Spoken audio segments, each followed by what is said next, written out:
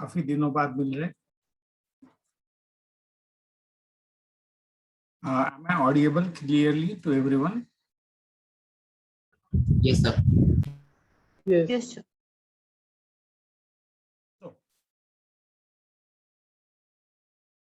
there is a slight difference between previous year's batch and your batch.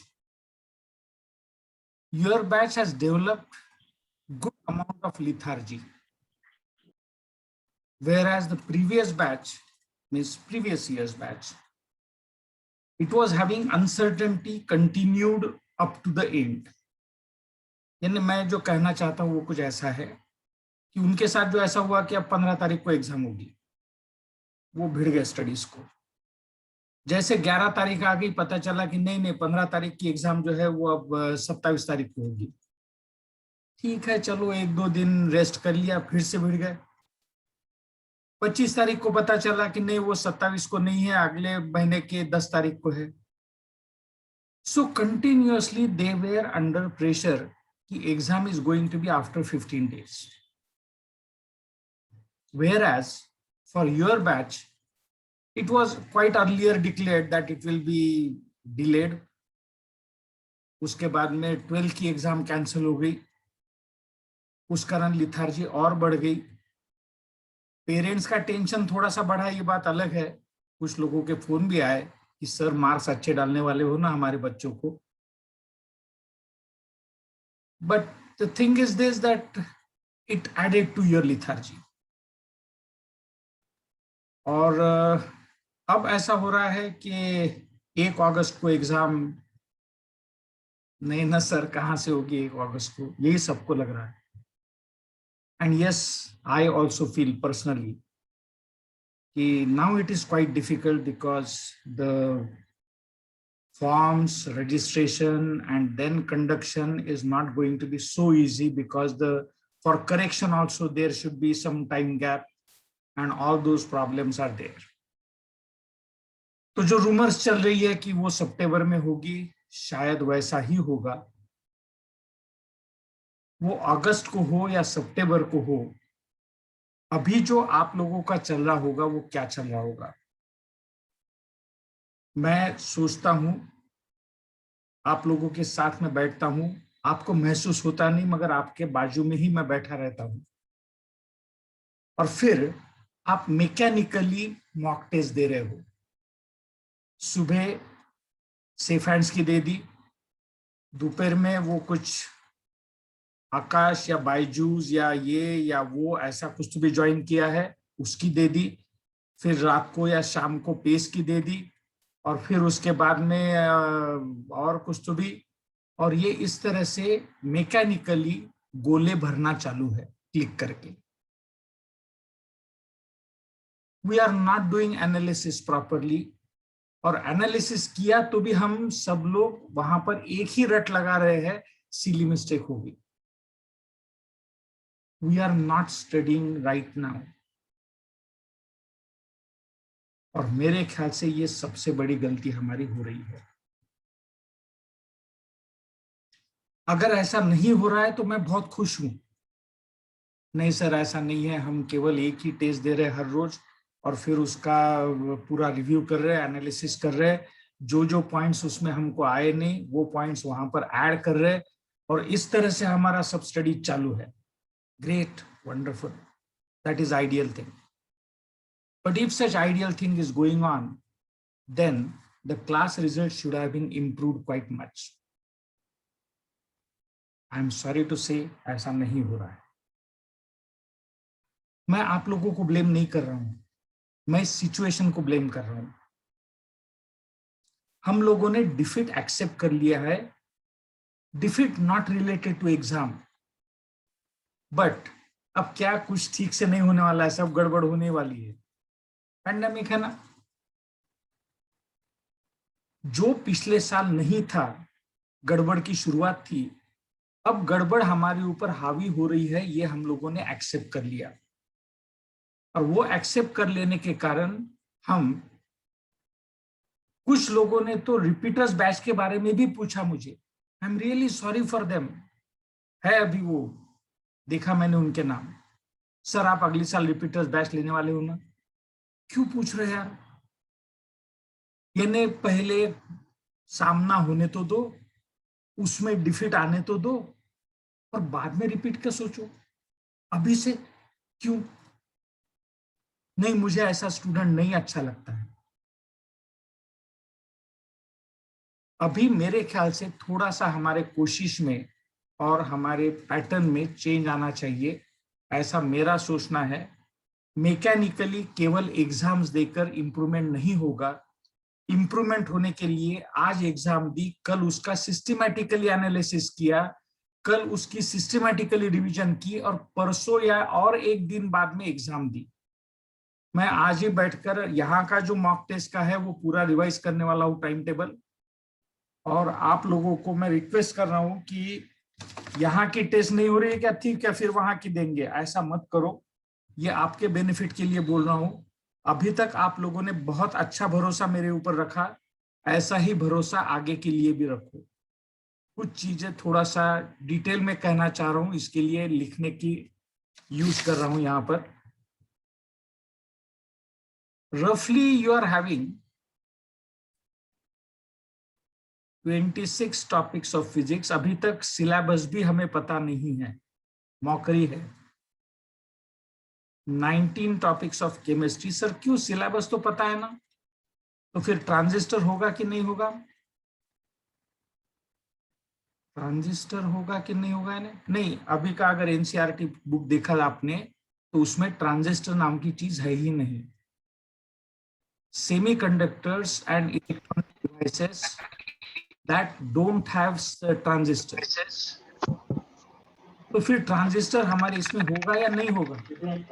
पता नहीं, अभी तक सिलेबस आया नहीं। ट्रांजिस्टर हमारे इसमें होगा या नहीं होगा? पता नहीं, अभी तक सिलेबस आया नहीं।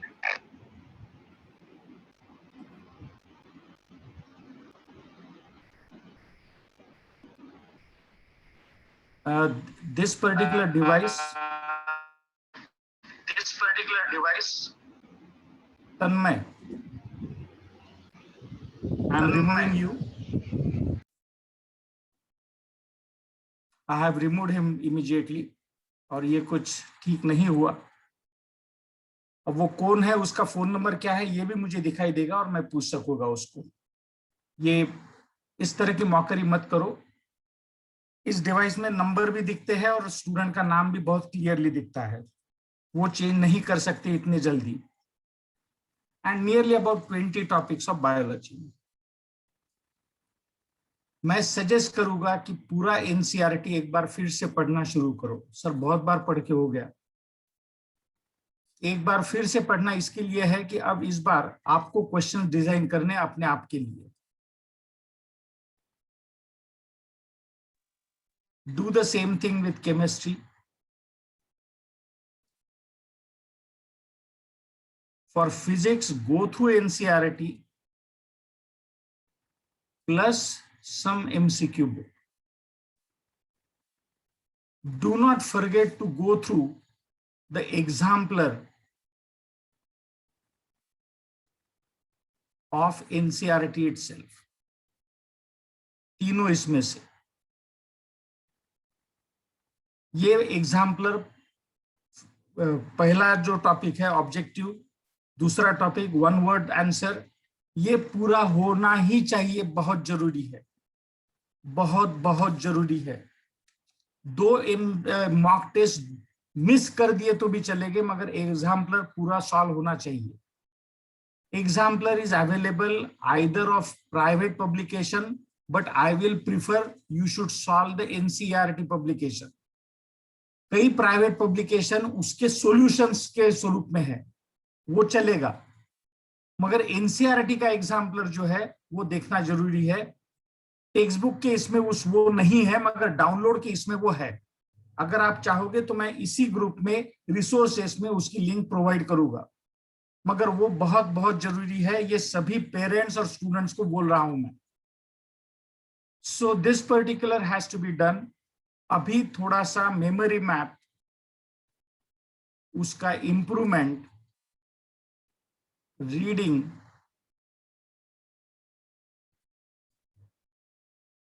और एनालिसिस, इसके ऊपर ज्यादा जोर दो। एक मॉक टेस्ट सॉल्व करने के बाद में असल में देखा जाए तो उसके एनालिसिस के लिए कम से कम 4 या 5 घंटे जरूरी है। ये थोड़ा सा यूज करो, इसका काफी फायदा होगा। Yes, I will provide the link, don't worry about it. तो ये चीजें बहुत जरूरी है and this particular is most essential. दूसरा, ये मेरा रिक्वेस्ट रहेगी सब लोगों को कि मोबाइल का यूज कम से कम करो। ये जो अब एग्जाम्पलर मैं प्रोवाइड करने की बात की, तुरंत एक ने डाला कि yes sir please provide the link for that. ये लिंक के इसमें आपको जो मिलेगा वो पीडीएफ मिलेगा। पीडीएफ के लिए एक तो लैपटॉप की स्क्रीन या तो फिर मोबाइल की स्क्रीन की तरफ देखना कम से कम करने की कोशिश करो। ये बहुत ज्यादा ब्राइट होता है और ज्यादा इंपैक्ट रहता है। So one of my another request is, I'm going to rub this off, or I can change the particular page also.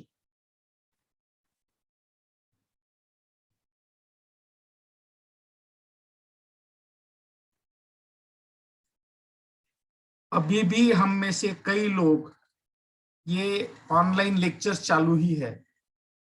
सच में उसकी जरूरत है कि इसको एक बार चेक करो। रिवीजन हो रही ना, चलो बैठो रिवीजन के लिए। ऐसा मत करो यार, समय बहुत जाता है। 1 घंटे का जब लेक्चर होता है वहां पर तुम्हारे काम का उसमें केवल 20 मिनट का ही रहता है। Instead of that go through the hard copy, text book को पढ़ो, उसमें से कई चीजें आपको मिलेगी। मैंने 5वीं टेस्ट डिजाइन की थी आप लोगों की, 5th EDT, और उसमें मैंने बुक के ऊपर उसको बेस करके दिया था। Please try to go through it.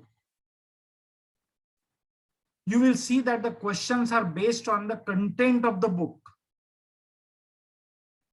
इसी तरह के क्वेश्चंस रहेंगे एंड इसी तरह का क्वेश्चन को आपको फेस करना पड़ेगा। So I request all of you that you should be very thorough with the minimum use of mobile, that is essential. बेमतलब में YouTube पर के लेक्चर्स या तो फिर किसी और के लेक्चर्स देखना बंद करो।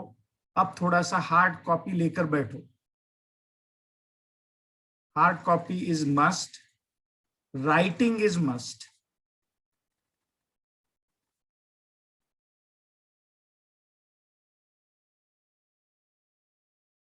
Interaction with teacher, either by phone या तो अब पर्सनल, ये कुछ भी चलेगा। If there is a group of students, we can have that particular means. For that, we can have the particular argument that this is not the class going on, this is some particular guidance which is going on, and so on and so on.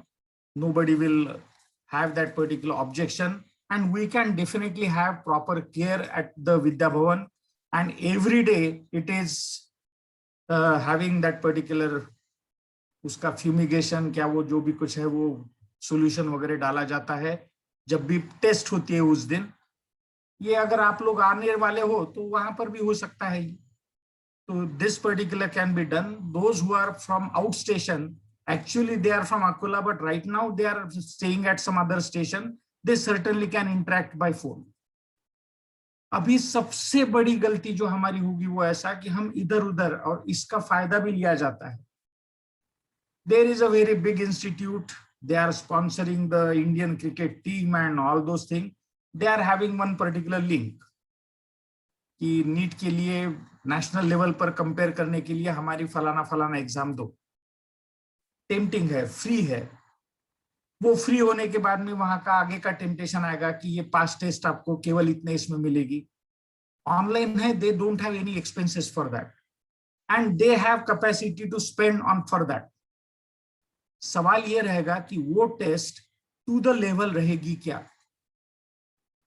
इसके बारे में मैं guarantee नहीं दे सकता हूं, क्योंकि हमारे यहां पर भी फोन पर अपना क्लास वैसा देखा जाए तो कुछ बहुत पॉपुलर क्लास है ऐसा नहीं लगता है मुझे। Popular in the sense we are not having huge advertisements, net पर बिल्कुल खोले कि दिख रहा है सेफ एंड अकोला, ऐसा नहीं है। Even then I am having on my mobile huge number of informations की तुमको ये test generator software, these many tests with your logo, you can put your logo over there, ये इस तरह के बहुत से आ रहे हैं। यानी वो रेडीमेड टेस्ट लेने के लिए हम लोगों को बहुत टेम्प्ट किया जा रहा है। अभी तक हम लोग खुद को संभाल सके हैं, यानी फिजिक्स का पेपर हो या केमिस्ट्री का हो या बायोलॉजी का हो, हाथ में एनसीईआरटी लेकर ही हमारे टीचर्स उसे बना रहे हैं। मगर ये टेम्पटेशन बाकी जगह पर एक आध बार अगर ओवरकम हो गया, in that case those people will be having those ready-made tests, their ready-made answers, और इसी तरह से एनटीए की इस पर भी जो टेस्ट है उसमें भी वही प्रॉब्लम है। They are having huge number of tests. अब वो सॉल्व करने को अगर आप जाओ तो उसमें आपको थर्मल डायोड के ऊपर क्वेश्चन दिखेगा, उसमें आपको अर्थ कॉइल के ऊपर क्वेश्चन दिखेगा। ये पहले था, 10 साल पहले निश्चित रूप से था ये सिलेबस में, अब नहीं है। सीबेक इफेक्ट पर क्वेश्चन दिखेगा, पेल्टियर इफेक्ट पर क्वेश्चन दिखेगा। ये मैं फिजिक्स के बारे में बोल सकता हूं because I am damn sure about it, but now you don't have that. और जो होता है वो ऐसा यार कि अगर इस तरह के क्वेश्चंस आए तो हमारा कॉन्फिडेंस शैटर हो जाता है, हम शस्त्र नीचे रख देते हैं और बोलते हैं इस साल नहीं जमने वाला। So don't have that particular temptation and habit. जो भी टेस्ट दोगे वो अच्छी टेस्ट होना जरूरी है। उस टेस्ट को इस्तेमाल हमें करना है हमारे मेमोरी मैप्स को इंप्रूव करने के लिए और हमारा नॉलेज चेक करने के लिए। दूसरा उसका कोई यूज नहीं होना है हमें। So this particular should be done. Minimum use of mobile is must. जितना कम कर सको उतना कम करो उसका यूज। कंटिन्यूअसली आपके हाथ में मोबाइल है, हार्ड कॉपी जैसे हम भूल ही गए हैं बिल्कुल, ये मत करो यार। लिखना बहुत जरूरी है, लिखने से रजिस्ट्रेशन बहुत अच्छा होता है। पूरे मेमोरी मैप एक बार लिखकर हो गए, मैं बोलता हूं कोई बुरा नहीं है उसमें, बहुत अच्छी रिवीजन रहेगी। So such things are essential, such things are important and such things are unavoidable. तो ये कुछ चीजें मुझे कहना है। कुछ कहानियां जो है वो यहाँ पर बहुत काम में आती है। In foreign countries there used to be several many different type of competitions. तो पेड़ काटने का कंपटीशन रहता था और एक लकड़हारा बहुत ही बेहतरीन, बहुत जबरदस्त ताकत उसके बाजू में, कुल्हाड़ी बहुत अच्छी, वो ऐसा रहता है कंपटीशन कि 10 दिन में कौन ज्यादा लकड़ियां काटेगा, वो और उसका अपोनेंट। बाकी लोग तो काफी पीछे रहते हैं। ये दोनों पूरा भिड़ जाते। पहले 3 दिन तक जो हमारा हीरो है या परिचित लकड़हारा, he cuts every day, he cuts nearly about 40 trees and it's a huge jungle and trees are to be cut according to the instruction of the forest department. वो पर्टिकुलर मार्क किए हुए trees रहते, उसके ऊपर काटना चालू रहता है। He goes on cutting them. The thing is this कि उसके साथ में जो रहता है वो 20 काटता है, ये 30 काटता है। दूसरे दिन भी वो 30 काटता है, ये 25 काटता है। चौथे दिन वो 25 ही काट सकता है, ये 28 काटता है। 5वें दिन वो केवल 20 काट सकता है और ये 30 काट लेता है। Obviously the second person wins the competition. और फिर वो पहले वाला इसको पूछता है कि यार मैं तो देख रहा था कि तू पूरा दिन भर, तेरा स्टेमिना भी टिक नहीं रहा था, तू बीच बीच में जाता था कहीं तो भी थोड़ा आधे घंटे के लिए, 20 मिनट के लिए, और फिर से आकर शुरू होता था, यानी तेरा स्टेमिना मेरे से कम है, और फिर भी how it is that you have done this particular job and you have won the competition. At that time the second one says the secret of his win कि भाई साहब आप काटते गए, आपकी ताकत जबरदस्त थी, आपका एक्सपीरियंस बहुत ज्यादा था, मगर आप आपकी कुल्हाड़ी को धार लगाना भूल रहे थे। मैं हर रोज उसको शार्पन कर रहा था और आप शार्पन नहीं कर रहे थे। This is the reason why you lost and I won. तो अभी मेरे ख्याल से हर रोज हमें धार लगानी पड़ेगी। ये धार लगाने की तरफ बहुत ज्यादा ख्याल दो। मॉक टेस्ट एक आधी कम हो गई तो वो सर्कल करने का प्रैक्टिस होने से और ना होने से कोई बहुत फर्क नहीं पड़ेगा। कोशिश ये करो कि एक क्वेश्चन देखने के बाद में जब उसका एनालिसिस करोगे, तब ए करेक्ट है तो ठीक है भाई, ए करेक्ट है, बी करेक्ट आने के लिए क्वेश्चन में क्या चेंज करना पड़ेगा, सी करेक्ट कब होगा, डी करेक्ट कब होगा, इसका थोड़ा सा ज्यादा सोचो।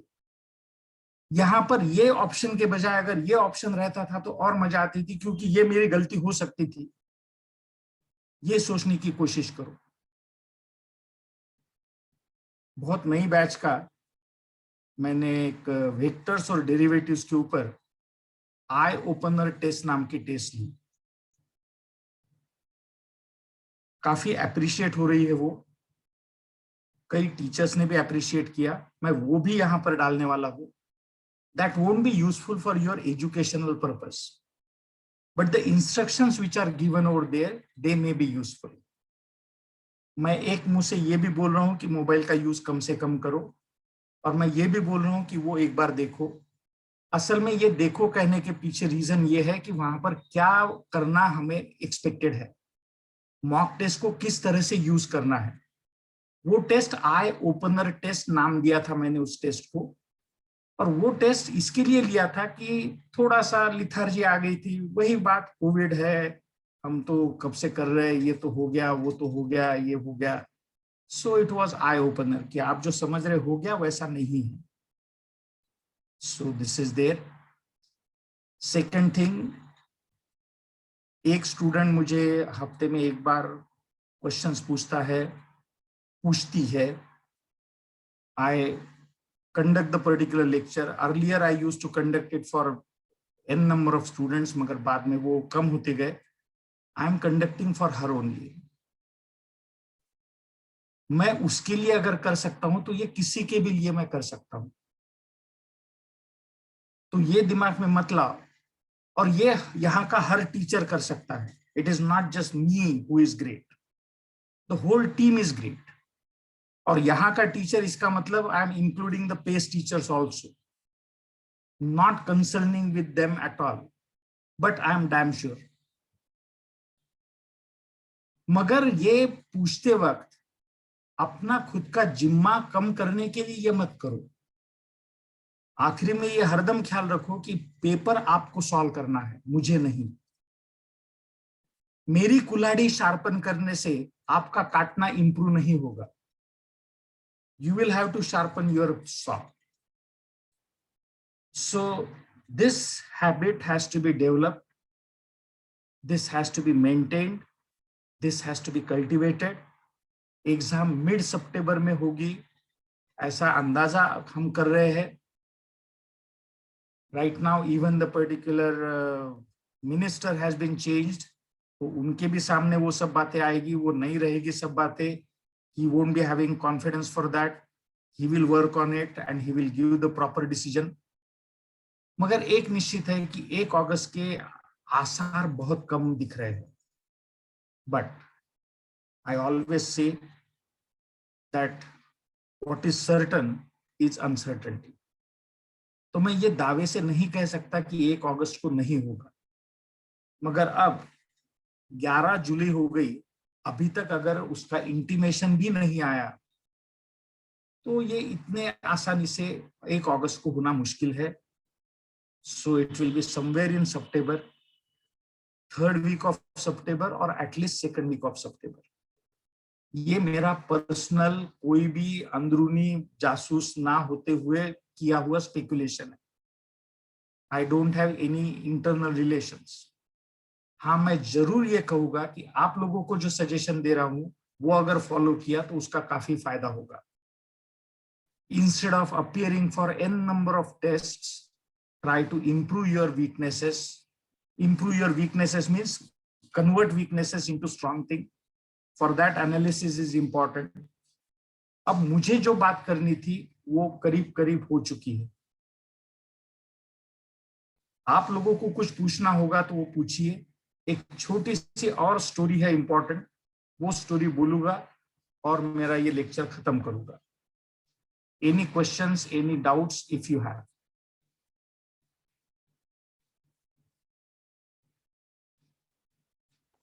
सर हाँ, सर आपने शार्पन करने को बोला, मीन्स बायोलॉजी एंड केमिस्ट्री हम एनसीईआरटी रीड करके शार्पन कर सकते हैं, बट सर फिजिक्स में ऐसा होता है कि फिजिक्स में पता सब होता है बट बहुत से क्वेश्चंस एप्लीकेशन नहीं आता है, बहुत से क्वेश्चंस. तो फिजिक्स के लिए कैसे करना सर? इसी का मतलब पता होता है, ये हम गलत सोच रहे हैं. अगर हमें सब पता है तो उसको अप्लाई करते ही आना चाहिए. So that is a myth which we are carrying with us, that we know everything. Remove that myth. Add some additional knowledge so that you can use it properly.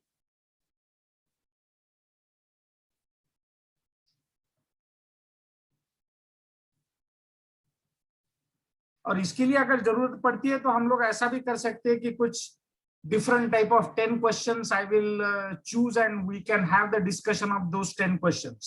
Discussion only. 15 minute पहले या 15 minute पहले वो post करूंगा, 15 minute में आपको solve करना है और 15 मिनट बाद में उसको डील करूंगा.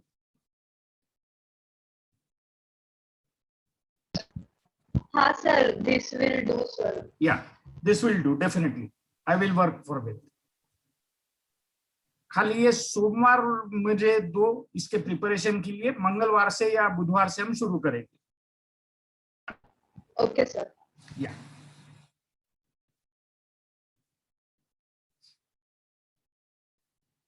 Sir, for that we all can participate, na? obviously yes,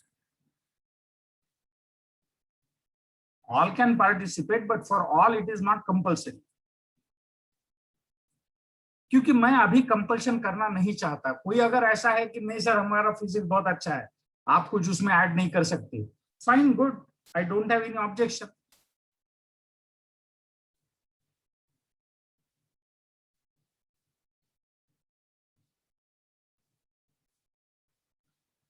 चलो, तो एक छोटी सी story and we will end. Story जो है वो राकेश नाम का आदमी, बहुत अच्छा परिचित था मेरा. He was having one big horse collection और उसका स्टड था, यानी हॉर्सेस जहां पर रखे जाते एट लोनावाड़ा. और लोनावाड़ा में वो स्टड था और बॉम्बे में वो उनको ले जाता करता था और पार्टिसिपेशन. और उसमें काफी पैसे लगते हैं, बिलियंस मिलियंस पैसा उसमें यूज किया जाता है. हॉर्सेस बेचे भी जाते हैं, खरीदे भी जाते हैं. वो बेचे जाते वक्त या खरीदे जाते वक्त उनका पूरा फैमिली देखा जाता है, हिस्ट्री, उसकी माँ कौन थी, उसका पिताजी कौन था, फलाना कौन था, वगैरह वगैरह वगैरह. तो ऐसा ही एक जगह पर उनका सेल लगा हुआ रहता है और राकेश वहां जाता है. अलग अलग तरह के किस्म के घोड़े, अलग अलग जाति उनकी, उनके पूरे फैमिली के बारे में लिखा हुआ. वो वेरीफाई करना है तो कहां पर जाकर वेरीफाई करना, उसकी इंफॉर्मेशन, सभी कुछ. एक छोटा सा कॉर्नर, छोटा जगह रहती है, वहां पर एक ही आदमी बैठा रहता है, एक ही घोड़ा उसके साथ में. राकेश एंथुजियास्टिकली वहां पर जाकर देखता है. राकेश को यह दिखता है कि वो आदमी,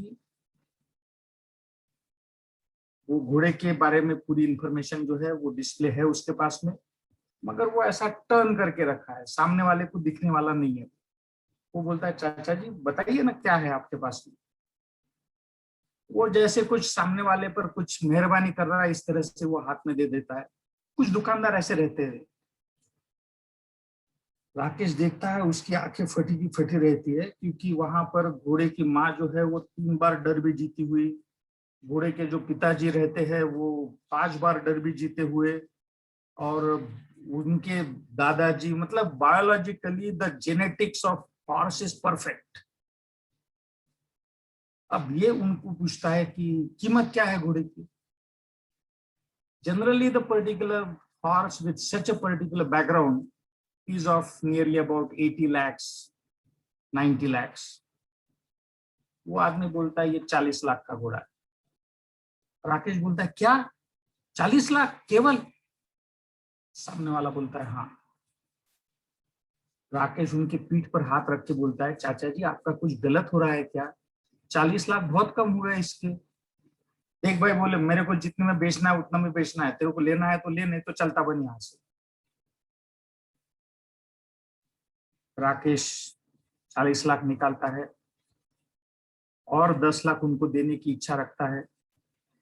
उनके पैर पड़ता है, बोलता है आपको 50 लाख मैं दे रहा हूं, फिर भी मैं सस्ते में घोड़ा ले रहा हूं, आप ऐसा क्यों कर रहे हैं मुझे समझ में नहीं आ रहा है।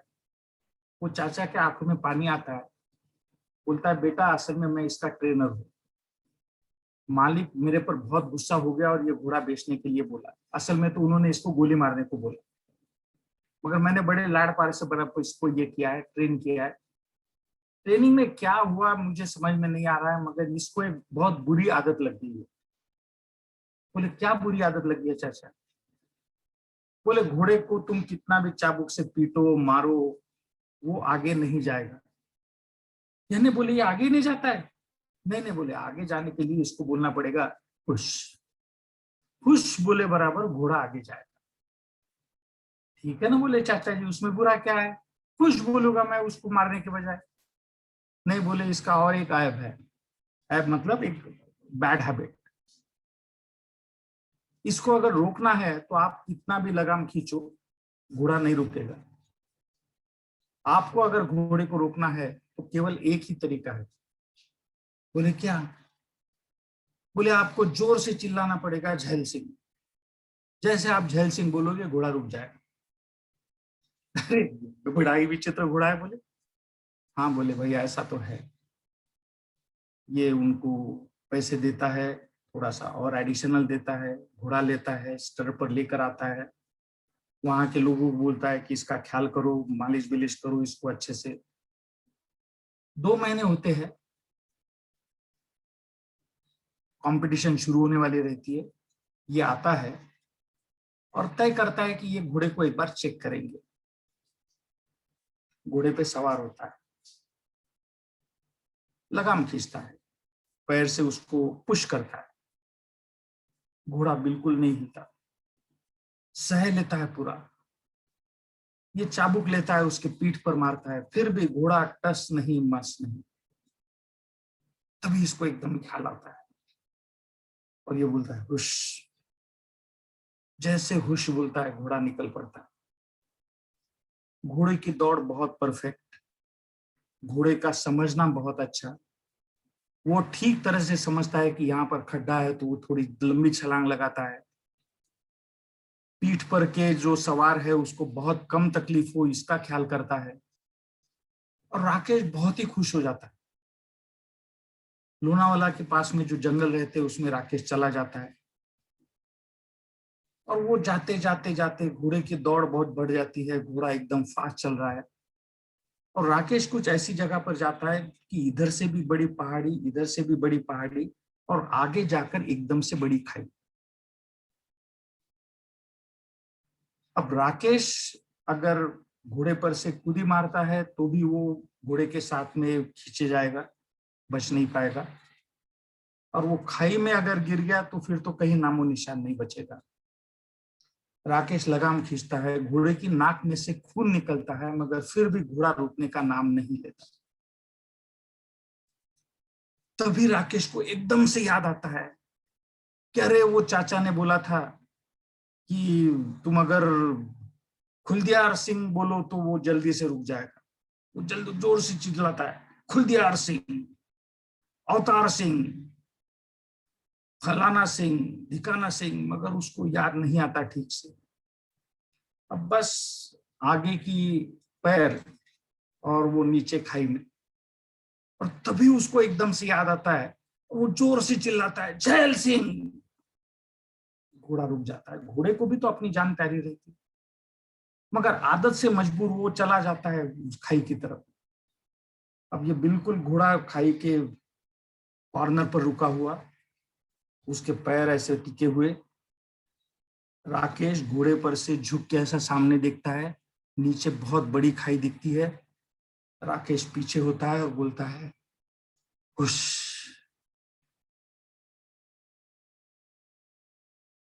आगे क्या होगा ये मुझे कहने की जरूरत नहीं है। In short, even if you think that the situation is completely in your control, your studies are completed, you are having complete practice done, you are not supposed to say hush. कल से फिर से भिड़ जाओ। 9 घंटे का study जरूरी है। मोबाइल में टाइम वेस्ट मत करो, यूट्यूब में टाइम वेस्ट मत करो। एग्जाम कब होगी इसका न्यूज देखने के लिए सर्च करना बंद करो। जब वो होगी तब निश्चित रूप से आपको इन्फॉर्म किया जाएगा। Right now, concentrate on your studies because your admission will be based on your score in NEET. बाकी और कुछ भी नहीं। तो खुश नहीं बोलना है, सब लोगों को पूरी ताकत से स्टडीज को भिड़ जाना है। पेरेंट्स को रिक्वेस्ट रहेगी कि कुछ भी डिफिकल्टी हो, प्रॉब्लम हो, बच्चे कांटेक्ट नहीं करने दे रहे हैं तो भी आप कांटेक्ट कीजिए। ये आगे के 30 दिन या 45 दिन हमारे लिए बहुत बहुत बहुत इंपॉर्टेंट है, और ये 45 दिन में मेरा एक भी स्टूडेंट खुश नहीं कहेगा, ये मुझे चाहिए। With this I say good luck to everyone. Problems के बारे में मैं निश्चित रूप से कल परसों से ये करना शुरू करूंगा और हम स्टार्ट करेंगे।